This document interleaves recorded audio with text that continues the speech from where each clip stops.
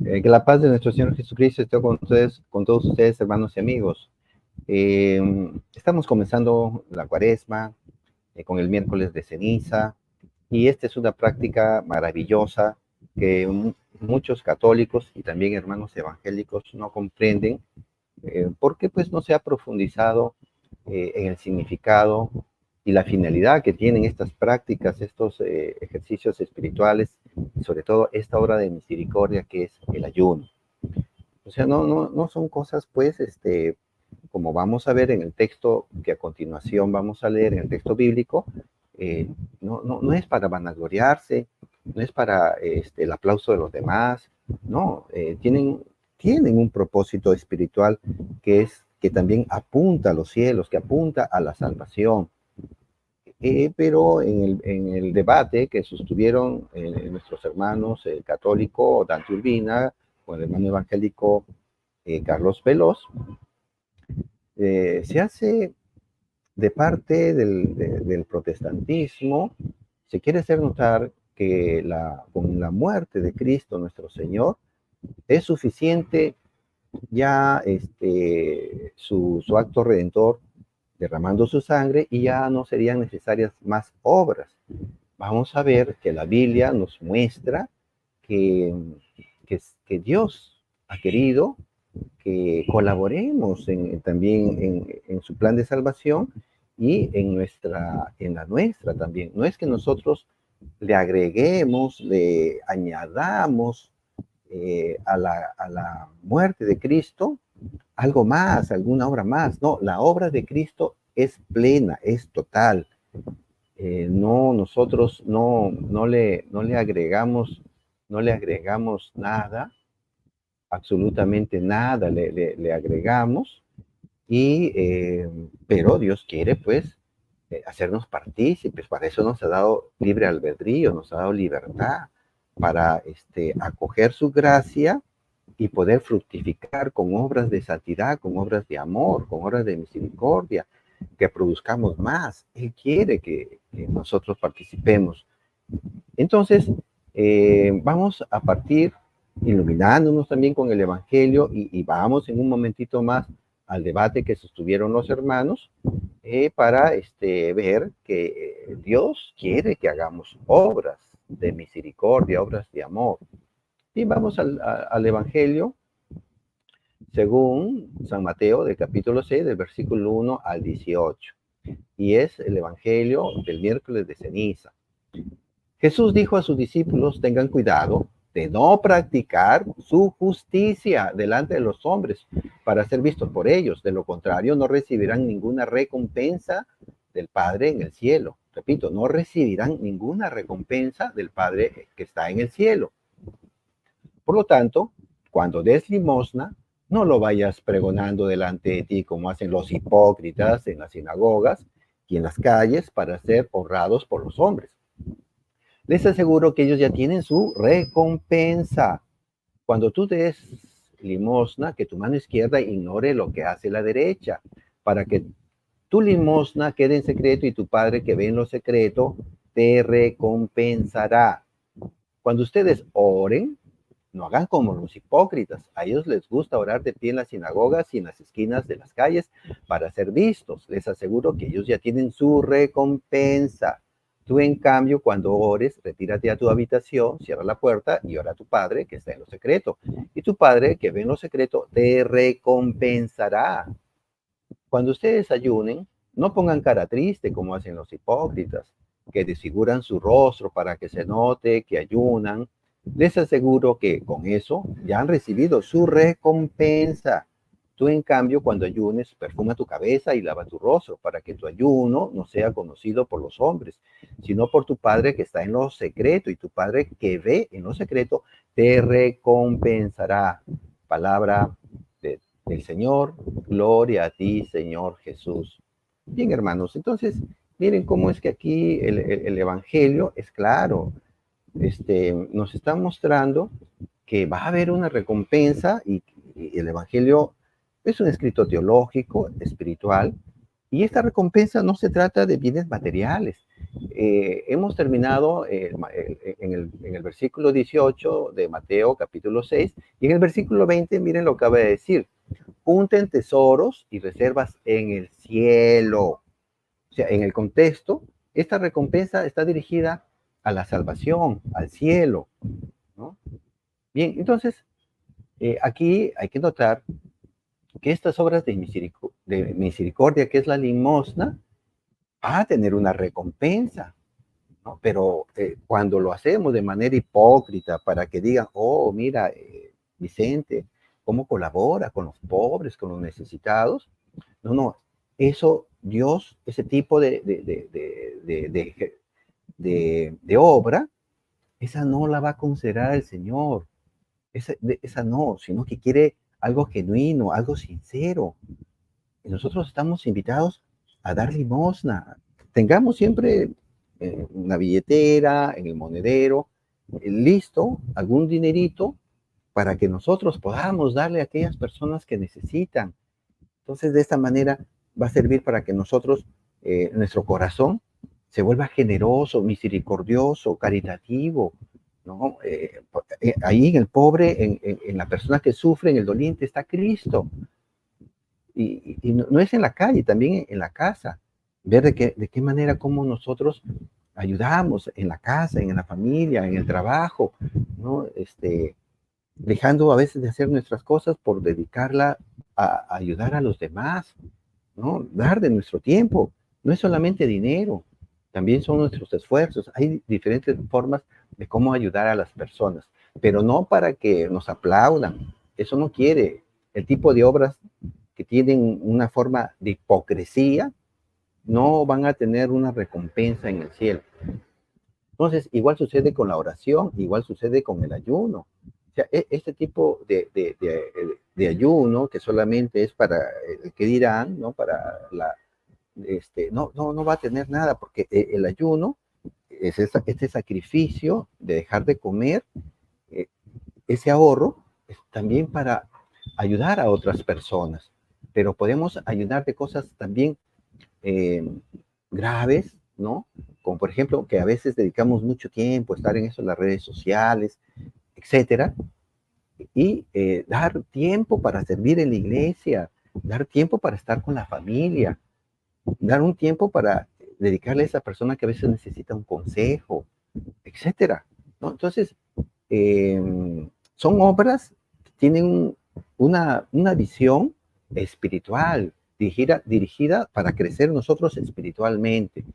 Entonces, en el debate que sostuvieron los hermanos, eh, pues, el hermano Veloz, en la propuesta evangélica protestante, nos va a decir que ya nosotros no necesitamos obras, ¿no? Para salvarnos, porque la muerte de Cristo en la cruz, el derramamiento de su sangre en la cruz, satisface plenamente a Dios por nuestros pecados.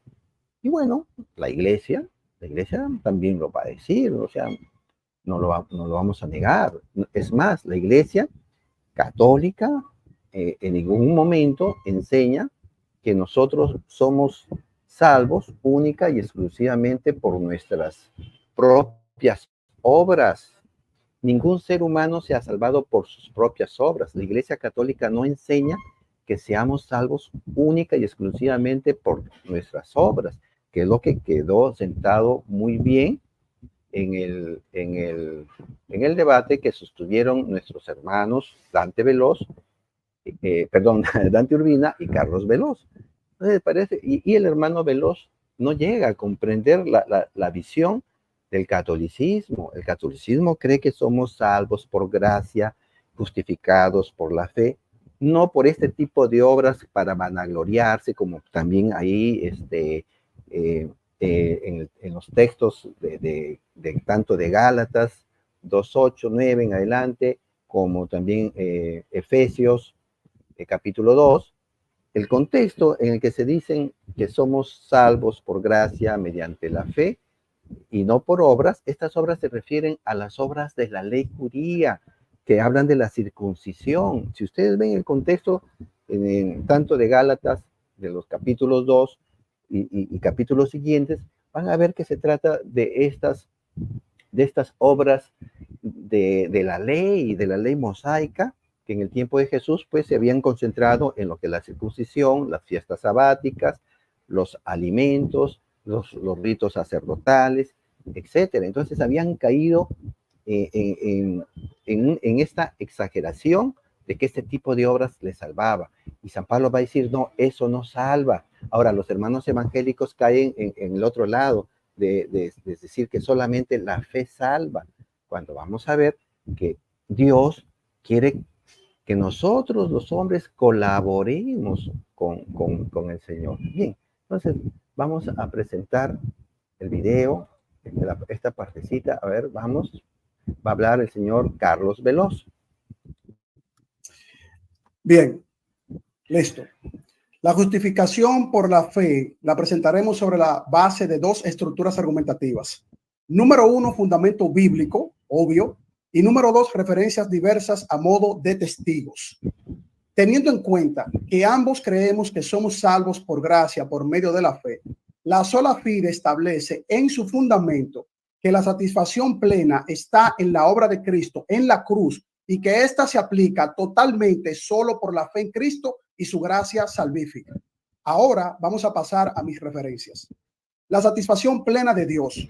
Preguntas. ¿Solo Cristo satisface la plena o la pena exigida por nuestros pecados? ¿Qué nos habría dado Cristo si todavía nos demanda la pena por nuestros pecados? Cuando decimos que Cristo lleva él mismo nuestros pecados en su cuerpo, como establece Primera de Pedro, capítulo 2, no queremos decir otra cosa, sino que él aceptó sobre sí toda la pena y justicia del Padre.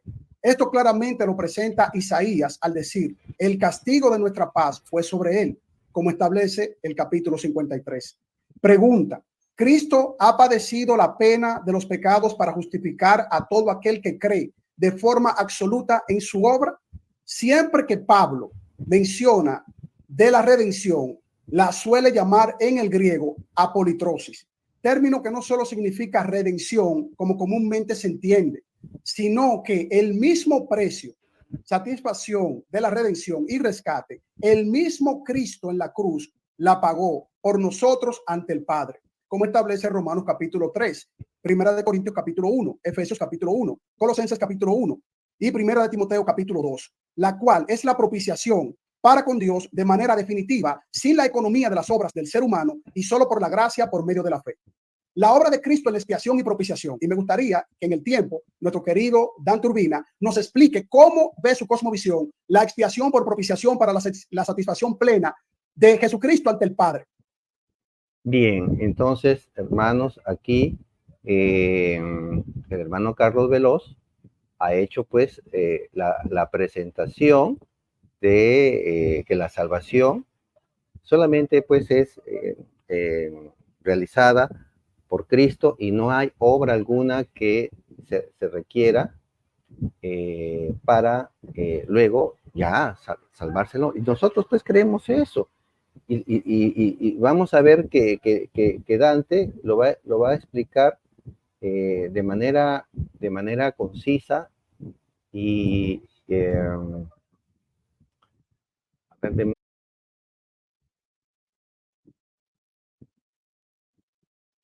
entonces vamos a escuchar ahora la respuesta del hermano Dante Urbina.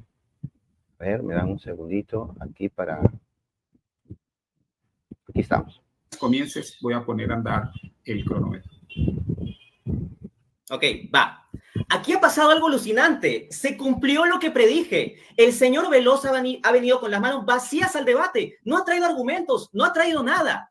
¿Cuál es el punto que él tenía que probar en el debate? La justificación solamente por la fe. Y nos ha traído un montón de versículos bíblicos que muestran que la justificación es por Cristo, por la gracia, por la fe. Y con todo eso yo estoy de acuerdo, pero no ha traído ni uno solo para probar que sea por la sola fe. Fracaso argumentativo total.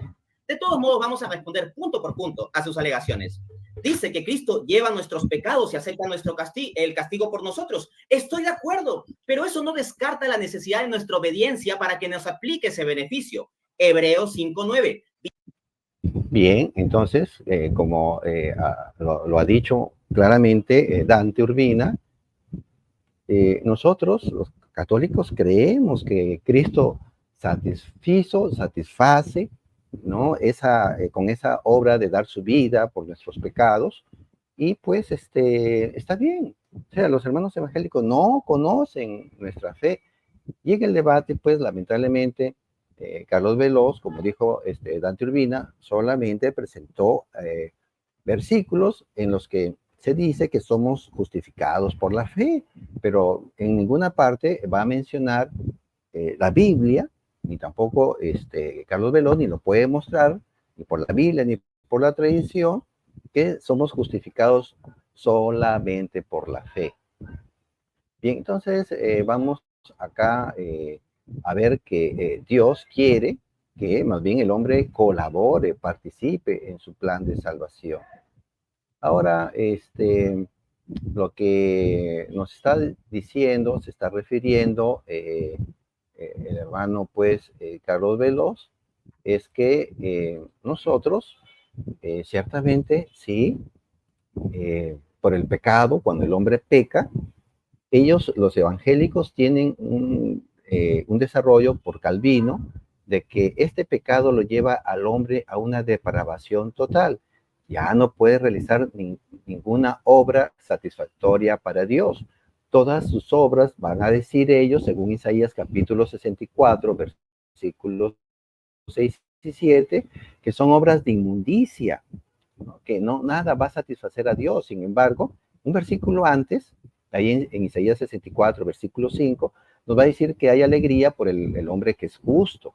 Entonces, si ya no hay obras para ellos, para los evangélicos, alguna obra que satisfaga, entonces el hombre no puede alcanzar la perfección a la que Cristo nos llama en Mateo 5:48, sean perfectos como el Padre de los cielos es perfecto. Sin embargo, aquí también hay una pobre interpretación, porque si Cristo nos está diciendo que seamos perfectos como es el Padre de los cielos es perfecto, es que alcancemos la excelencia en la vida de santidad. Pero bueno, no, ellos no lo llegan a comprender así. De tal manera que Jesucristo, ellos van a decir, único sacerdote, único mediador, va a ofrecer también un único sacrificio, con el cual ha cumplido perfectamente la ley, ¿no? Y de esta manera satisface el pago de nuestros pecados y nos obtiene la redención, ¿no? Le obtiene la redención al hombre. Entonces ya no se necesitan más obras, de tal manera que esta justicia que Cristo ha logrado a través de este acto, se nos imputa, se aplica, se le atribuye también al hombre. Y eso lo logramos a través de una fe fiducial, o sea, fiducial en el sentido de confianza, que nosotros confiamos en que la obra de Cristo es suficiente, ¿no? Entonces, así de esta manera, Cristo satisface a Dios Padre y el hombre no tiene que realizar nada, es pasivo ya en su vida de fe, solamente recibe esta gracia obtenida por Cristo en la cruz. Por lo tanto, el hombre, dada su depravación total, todas sus obras, sus pensamientos, sentimientos, acciones, todo está depravado, entonces no puede colaborar. Bien, entonces, todo esto está en los capítulos de la carta a la iglesia de Roma, en los versículos 3, 4 y 5, ¿no? De ahí de la carta a los romanos, y de ahí, pues ellos, y otros textos más en el Nuevo Testamento, para ellos, pues, va a significar que ya no necesitamos, que el hombre no necesita realizar ninguna obra más, porque lo de Cristo fue suficiente. Sin embargo, nosotros no queremos así. El hombre, como vemos en el Antiguo Testamento, en el Nuevo Testamento, no es que la conciencia, la inteligencia y demás valores y demás, digamos, propiedades del hombre, hayan quedado depravadas, ¿no? Porque, por ejemplo, ahí vemos a Enoc y Elías, que fueron hombres justos, que Dios mismo los llevó al cielo, fueron asuntos al cielo, ¿cierto? Noé, por ejemplo, un hombre justo, y así vamos a llegar al Nuevo Testamento. Lucas, por ejemplo, nos va a hablar de Zacarías y su esposa Isabel, que eran hombres justos ante Dios y que guardaban los mandamientos. ¿No? Entonces, hay hombres justos. Los salmos también nos hablan bastante de ello. Entonces, no hay una depravación total en el hombre. Lamentablemente, no lo llegan a comprender así los hermanos evangélicos. Ahora, nosotros creemos, sí, que Cristo es el que nos ha alcanzado la salvación. Hechos capítulo 4, versículo 12 nos va a decir, porque no hay bajo el cielo otro nombre dado a los hombres por el que nosotros debamos salvarnos, y este es Cristo. O sea, no nosotros, no la Virgen María, no los santos, nadie nos salva, solamente Cristo es el único que ha realizado esta obra maravillosa de salvación. Ahora, en el catecismo, sí, también va a decir el catecismo que nosotros, pues, somos salvados por esta acción de Cristo que, pues, va a satisfacer a Dios, lo va a satisfacer. A ver, veamos lo que nos dice el catecismo aquí en el numeral, numeral 615. Jesús reemplaza nuestra desobediencia por su obediencia. Abro cita. Como por la desobediencia de un solo hombre todos fueron constituidos pecadores, así también por la obediencia de uno solo, todos serán constituidos justos. Aquí se está refiriendo en la desobediencia a Adán y por la obediencia a Cristo. Romanos capítulo 5, versículo 19.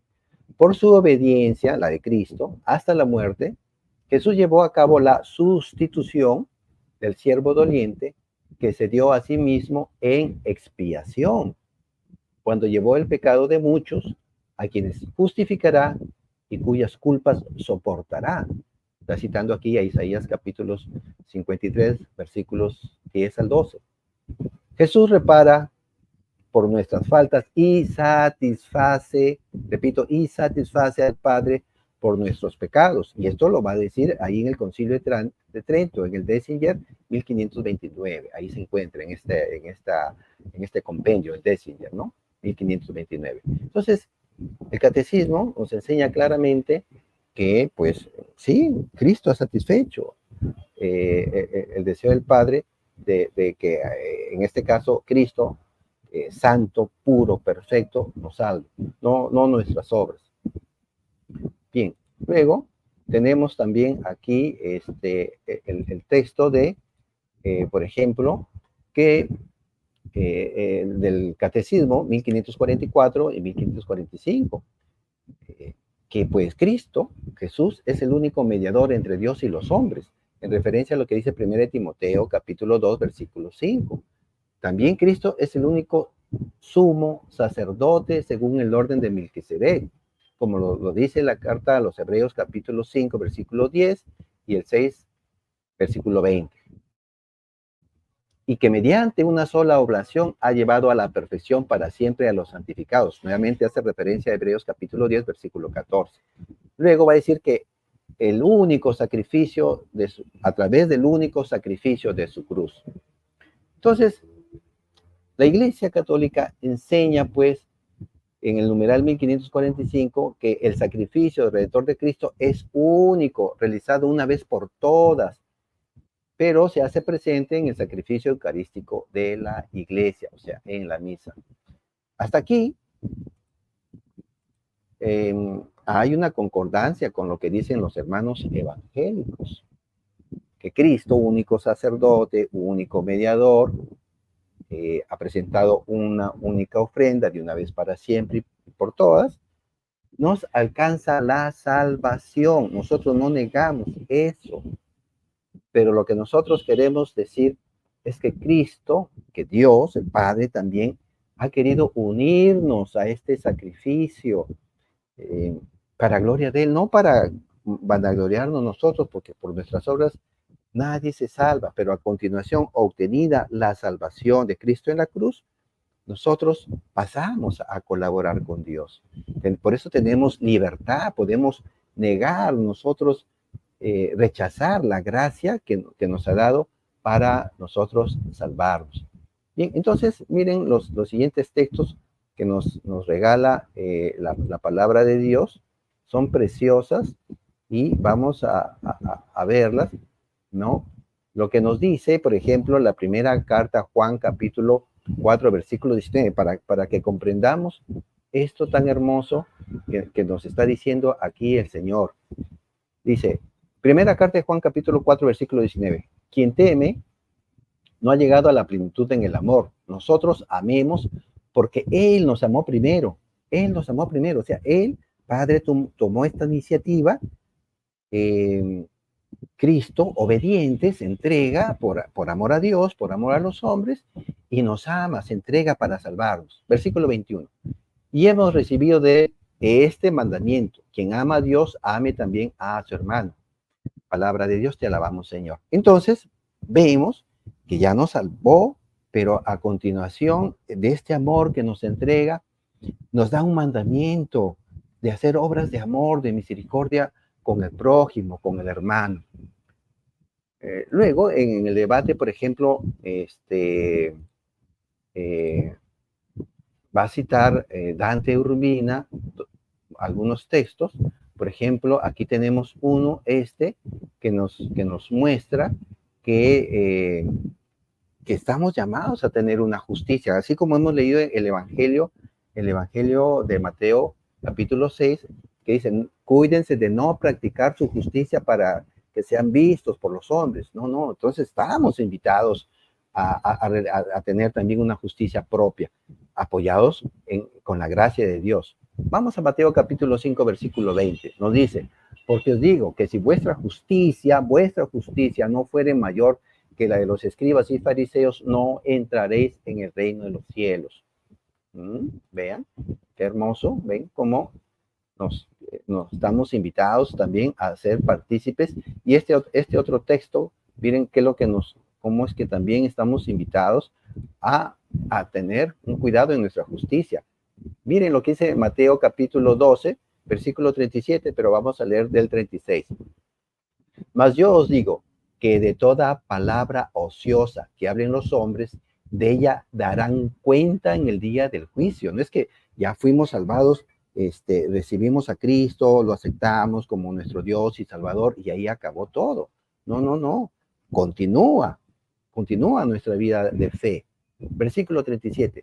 Porque por tus palabras serás justificado. Y aquí se utiliza la palabra dikaio en griego, que es ser declarado recto, serás justificado. Nosotros vamos más allá, no solamente una declaración verbal, oral, fiduciaria o legal, no, sino también en el interior de la persona, pero eso lo trataremos en otra ocasión. Entonces, porque por tus palabras serás justificado y por tus palabras serás condenado. Las palabras, lo que decimos, ¿no? Cuando juzgamos a las personas, cuando las herimos, las insultamos, ¿no? Bien, entonces, ahora que Dios quiere nuestra participación, miren, esto va a quedar profundamente y fuertemente demostrado con la parábola de los talentos. Dios es el dueño de todo y ha querido darnos a nosotros ser siervos, ayudarlo a Él en la edificación del mundo, en la salvación de los hombres, etcétera, y en la salvación propia nuestra también. Pero para eso nos da la gracia que vienen a ser los talentos. No es que ya Cristo ya lo hizo todo, no. Sí, está todo. Nosotros no le podemos quitar ni agregar nada a eso, a Dios. ¿Quién le puede quitar algo a Dios? Nadie. Eso es imposible. Pero vean cómo es que aquí en esta parábola tan ricamente Cristo nos va a mostrar que quiere que colaboremos. Vamos a leer unas partes, ya ustedes conocen algo de la parábola de los talentos, pero vamos a leer textos, versículos que nos ayudan a comprender la voluntad de Dios de que colaboremos en el plan de salvación. Mateo capítulo 25, versículo 19, vamos a leerlo hasta el 30, ¿no? A ver, después de mucho tiempo vino el Señor de aquellos siervos y arregló cuenta con ellos, y llegando al que había recibido 5 talentos, trajo otros 5 talentos, diciendo, Señor, 5 talentos me entregaste, aquí tienes, he ganado otros 5 talentos sobre ellos. Y su señor le dijo, bien, buen siervo y fiel, sobre poco has sido fiel, sobre mucho te pondré, entra en el gozo de tu Señor. Miren cómo es que aquí tan hermoso nos muestra la necesidad de obrar, ¿no? Y aquí Dios lo eleva, ¿no? Le da gloria a este siervo que lo llama bueno y fiel, ¿no? Tiene fidelidad, es obediente. ¿Ah? Versículo 26. Pasemos al que enterró los talentos. Respondiendo su señor, le dijo, siervo malo y negligente, ¿sabías que ciego donde no sembré y que recojo donde no esparcí? Por tanto, debías haber dado mi dinero a los banqueros y al venir yo hubiera recibido lo que es mío con los intereses. Quitadle pues el talento y dadlo al que tiene 10 talentos, porque al que tiene le será dado y tendrá más, y al que no tiene aún lo que tiene le será quitado. Y aquí presten atención, versículo 30. Y al siervo inútil, echadle en las tinieblas de afuera, ahí será el lloro y el crujir de dientes. Palabra del Señor, gloria a ti, Señor Jesús. Miren, entonces, no es que ya fuimos salvos, sí, pero la vida de santidad, la vida de fe continúa y vamos a estar sometidos a pruebas varias de la fe. Santiago, Pedro en sus cartas nos los va a decir, ¿no? Entonces, aquí tengamos mucho cuidado. Dios quiere que participemos en nuestra salvación, que la acojamos, ya la recibimos de Cristo. Ahora nos da estos talentos, esta gracia santificante para que fructifiquemos, para que demos fruto. Entonces, la misma carta de los Romanos en el capítulo 8 y en el capítulo 11 nos va a decir que debemos fructificar para la santidad y por esta pues alcanzaremos el reino de los cielos. Bien, entonces hemos comenzado pues la cuaresma. Estamos invitados a realizar estos actos de ejercicios espirituales, no para practicar la propia justicia, para vanagloriarnos, no, sino para salir con la limosna, salir de nuestra mezquindad, de codiciar siempre estar queriendo tener pues más dinero, más cosas, no, hay que salir de la trampa del poder que da a veces el dinero, de tener cosas que a veces ni siquiera usamos en la casa. Estamos llamados a la misericordia, a la generosidad, a hacer que nuestro corazón crezca dando limosna de manera sincera. Y con la oración, pues, sí, podemos pedir, pero no estemos en la pedidera, pedir, ¿no? Sino también pedir por los demás. Demos un tiempo para la comunión y el encuentro con Dios. Para pedir, si vamos a pedir también, pero para servir, para amar a los demás, para santificarnos, para perseverar en la fe, en la vida de la santidad. Pidamos, querramos ser santos como santo es Dios que nos ha pedido que seamos santos como Él. Pidamos por aquellas personas que vienen sufriendo mucho, falta de trabajo, violación sexual, por la iglesia en estos momentos de que la ideología de género se ha introducido en ciertos sectores de la iglesia. Hay mucho por pedir también para los hermanos que tienen esta inclinación de personas del mismo sexo, para que el Señor les aclare sus sentimientos. Y el ayuno, que sirva también para tener dominio sobre el placer, ¿no? El placer de comer, el placer sexual, que a veces nos distrae y no buscamos a Dios. Aspiremos a la castidad y a la pureza del corazón. Ayunemos de la televisión, ayunemos de todo aquello que nos atrae la vista, la carne. Estamos llamados, ¿no? Por ejemplo, acá en Perú, en el norte del Perú, el día Viernes Santo, los viernes de Cuaresma, todos los viernes de Cuaresma, se nos da la mala rabia, que es un plato de pescado, ¿sí? No se come carne, pero es un plato abundante. En muchos restaurantes la gente va y pide un tremendo plato. Entonces, qué abstinencia si es como gula, ¿no? La visita a las 7 iglesias, ¿no? Etcétera. Hay varias costumbres, ¿no? Pero vayamos a lo espiritual, ¿no? No busquemos solamente cosas costumbristas de iglesia que son buenas, nos ayudan a que sirva para interiorizar y hacer cambios en nuestro interior. Bien, hermanos, entonces, que el Señor los bendiga, será hasta otra oportunidad, Dios mediante.